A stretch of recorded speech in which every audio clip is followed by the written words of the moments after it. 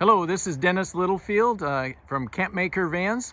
I'd like to share with you our latest van project. So this current van project is ProMaster. It's the 159 wheelbase 2500.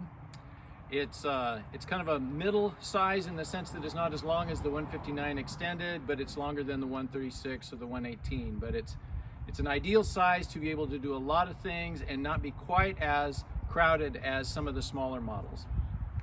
This the front area, the two seats, they both have a lowered base, and so the passenger side has the swivel, and then the driver's side, I was planning on putting the swivel over there, but the ProMaster has a number of issues where you sit just a little bit too high. It's hard to see the speedometer. It's hard to, if you have anywhere near, I'm about 6 feet tall, so that your torso it's hard to see the stoplight when you're at a stoplight. And so by reducing the height of the base about 1.5 inches gives you a much better view looking out the window as well as the dash. Then we also added this small tray here, which is great for light things, or possibly eating like some chips or whatever if you're on the road. So it's just a nice way to have that extra surface area that isn't available. So one of the things that we wanted to do with this project is to add a 3-person seat. So this seat is from a Ford Transit, so it's a 3-person bench seat that can be removed. And then you want to make sure that your anchors underneath the van are really strong. And so the ProMaster most of them aren't designed as passenger vans, and so you have to find a good way to create the undercarriage that supports the seat. And so we worked with a company in Tualatin, Oregon called Van Specialties, and they did a great job of reinforcing everything underneath, and that creates the good spot for the anchor points for this 3-person seat. So this van originally came with no windows at all in the back area, and so I added these RV windows. There's 3 of them. They're pretty good size, and so the 37 by 15 sliders, they're tinted, they're screened, and so then they're easy to open, and got good ventilation and work out pretty well. The tires are they're Les Schwab Mazama open range tires, all-season tire that are a little snow rated, and in my opinion they have like the perfect balance of, a lot of times you're going to be driving down the highway and you don't want a loud tire, so you want a quiet, smooth riding tire, but to have the convenience of also the snow rating and any off-road traffic also work out really well. So it's kind of this perfect balance of those two issues. And then the Black Rhino wheels.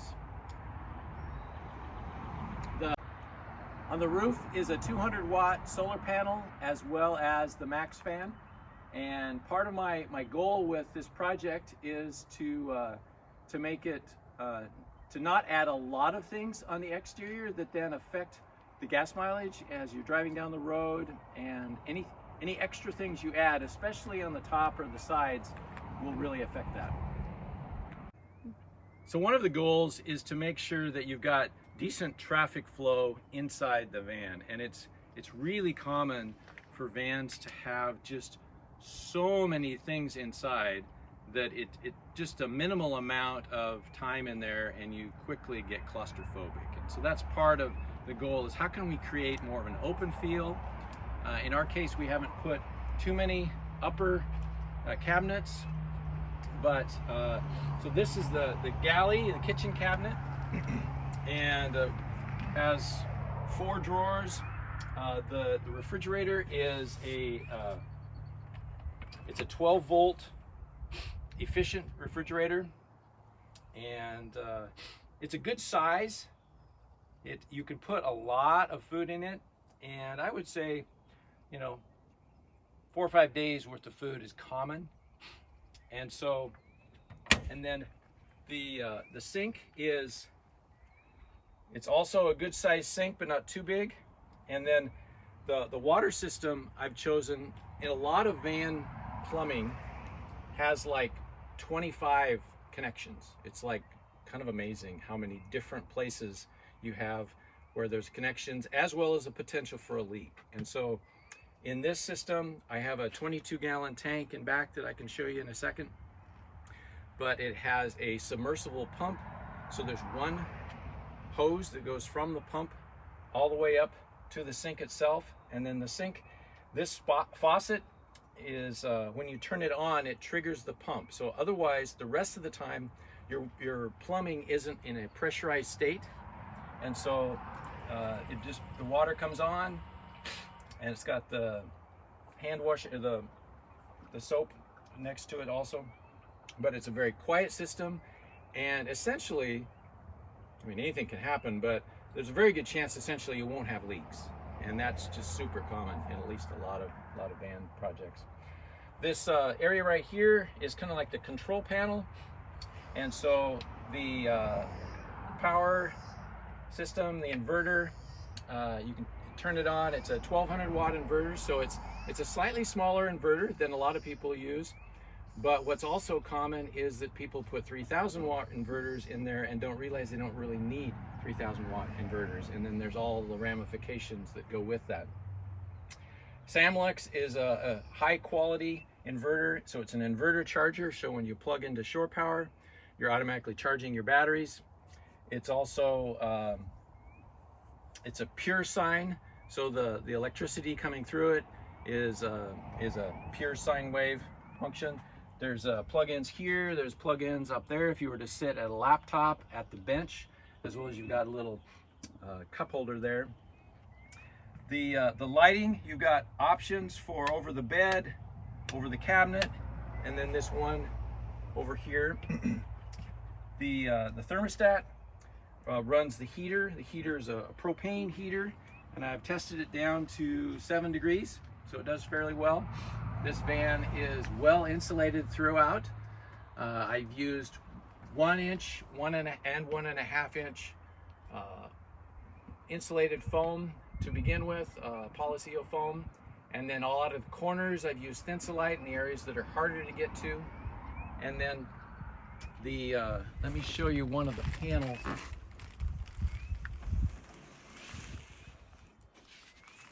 So this is the same material that I've used on all the wall panels. It's a 1/4 inch plywood, Polyseal foam, 1/8 inch foam, and then the finished fabric. And so the windows are all created in a way so that you can insert the foam and have something that's essentially just as good as if you were had the paneling all throughout and didn't have windows. So we've added this Victron battery monitor that tells you how much capacity your battery has as well as what's remaining. And so it's helpful to have just the visual at a glance. Are the batteries doing fine?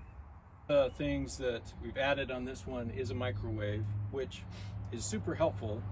A lot of times for cooking, when you need to just warm something up, you know, the convenience of that is great. So once the inverter's turned on, then you have the availability of running the microwave. And then oftentimes have used a removable burner.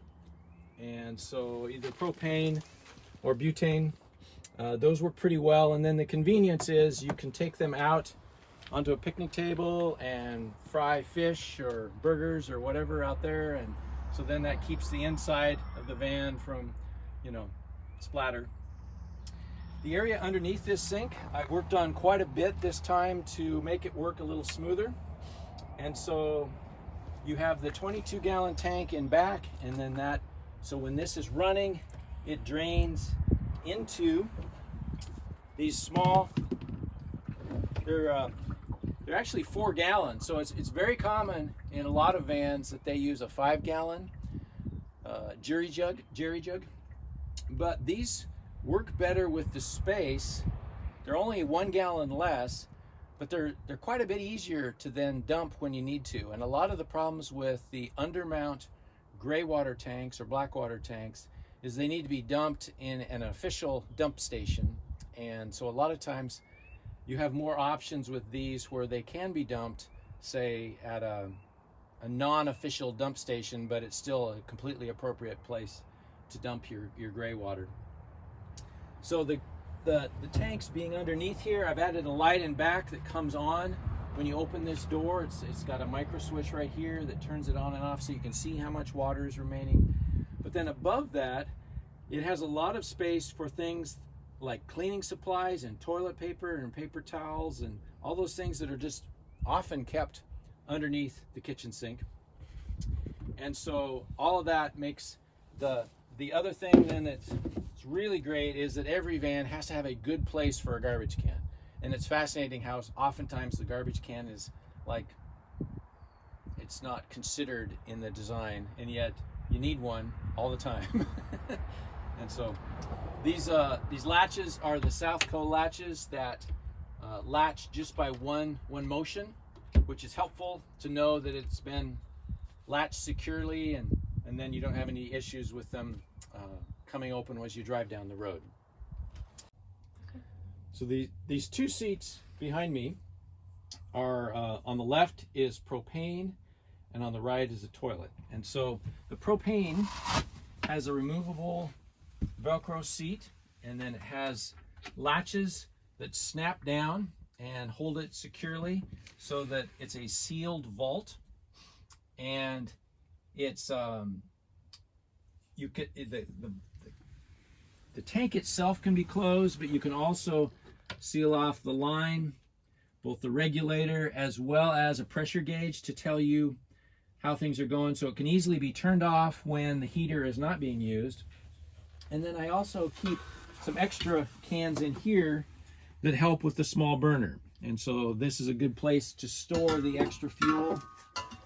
And so then this has a vent, so it's anchored to the floor with 1/2-inch bolts. It's completely sealed when it's closed, and then it has a vent close to the top that goes right out through the outer wall, as well as another vent that goes straight through the floor.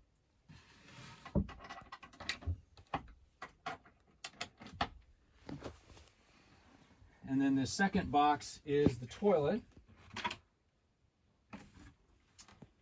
And this is a urine diverting toilet. So it's a type of composting toilet. And so, you know, everybody who uses this has to sit down, but then the urine is separated from the solids, and that makes it significantly better from a standpoint of smell as well as cleanup and so on. You can go quite a while.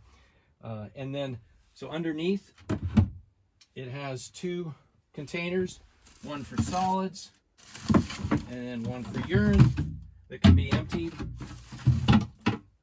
And then I've added a light so that we can see how full the urine container is getting. And then there's also a continuous fan that sucks air down through the top, out through the bottom, and so essentially there's no smell. This cabinet here is the bed area. All this cabinetry is custom made. I've used predominantly MDO plywood that has a very smooth surface to begin with. It's the same plywood that they use to make highway signs.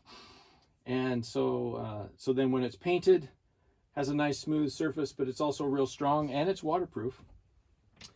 And then in the bed area back here, both halves of the bed have a storage area underneath that can be used to store things. And so like this front area can hold basically all the clothes and that type of gear that you would need for a very long trip. You can put a lot of gear in this, and then I'll show you the back half when it's when we open it up.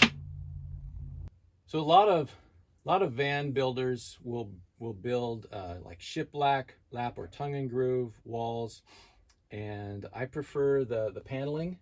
It's one of my philosophies is that no matter what you build, you need to be able to get to it later if you happen to have any repairs. And so all of these panels can be taken off in just a few minutes by the screws. And so underneath you can get to either the wiring or the insulation.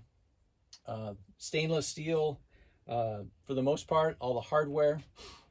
This small addition that I added is nice in the sense that a lot of things like keys, glasses, small items, sunscreen, you name it, can be put in this area right here. And so it's good to have kind of designated places for your things when you get ready to go on a trip. The ceiling has a max fan, and it's remote controlled fan that you can turn on and off, as well as this upper cabinet over here it's referred to as a mule bag, but makes excellent use of space to store things. But if you happen to hit it when you sit up in bed, you're not going to hurt your head. And so I really like the use of the mule bags for storage. I didn't complete my thought on the control panel over here. You have 4 USB plugs and 2 12-volt plugs, as well as an on-off switch for the refrigerator. There's a lot of times, like right now, where you want your van powered up, that most of the things in the van, the 12-volt items, are running, but you don't necessarily need your refrigerator running at that time. And so that's why the ability to turn it off individually. Fire safety is an important item in every van project, and so the ceiling, and I've done this differently at different times, and yet realized that it's best to have the carbon monoxide and smoke detector combined on the ceiling, because that's what rises. And yet down low, because we're using propane for the heater, there's a propane detector that you can't really see in this video, but anyway, it's down on the side of this cabinet. And then in addition to that, I've added this fire blanket, it's a fiberglass blanket that's specifically made so that if you happen to have a fire, say on your burner in the camper, you can just pull this out. You pull this strap at the bottom down, it opens up the blanket, and then you can toss the blanket right over the flames and immediately solves the problem, hopefully, and doesn't make the big mess that happens when you get out the fire extinguisher. So in addition to the 200-watt solar panel that's on the roof, I've added these 2 100-watt solar panels on the back. And the main advantage to these is the fact that we live in the northern hemisphere. We're close to the 45th parallel. We're far enough north that a lot of times the sun is low enough in the sky that these panels are very helpful. I regularly will get like 190 watts out of 200-watt panels, which is actually pretty good. And so together, the back panels as well as the top adds up to 400. So this spot on a ProMaster is kind of ideal to add an input location. And so on the left, I have the ability to plug in to shore power. So this would be power going into the vehicle that would allow the inverter to run as well as charge the batteries. And then on the opposite side is power going out, which happens whenever we have power outages, which is a few times a year. And so I can run a cord from this actually even into to someplace else that I need power during a power outage, but also if you're at a campsite and you want power for something that you're doing out in the yard at the campsite, it gives you both options. This also has, it's the OEM hitch that was installed at the factory, which is significantly stronger than any of the aftermarket hitches and has a nice tow rating. This vehicle would be ideal. I wouldn't recommend towing all the time. I mean, that's part of the reason of having a van is you probably don't want to tow all the time. But it definitely, I think it goes up to about over 6,000 pounds as far as the occasional times that you would need to tow something. So as I mentioned earlier, this the bed area is split in half, so it has storage underneath both halves. And in this case, I put a lot of tools, and it's just really nice to have an assortment of tools with you when you're on the road and be reminded of the things that you have readily stored that can be used whenever you need them.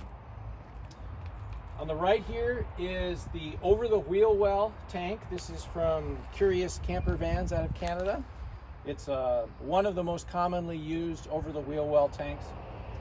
And like I mentioned earlier, it's a simple system with a submersible pump and then a drain area. But then over here is you have the two 100 amp hour SOK lithium iron phosphate batteries. SOK is building an excellent reputation for quality, and the interior design on those batteries are really well done. Here's the inverter from Samlex.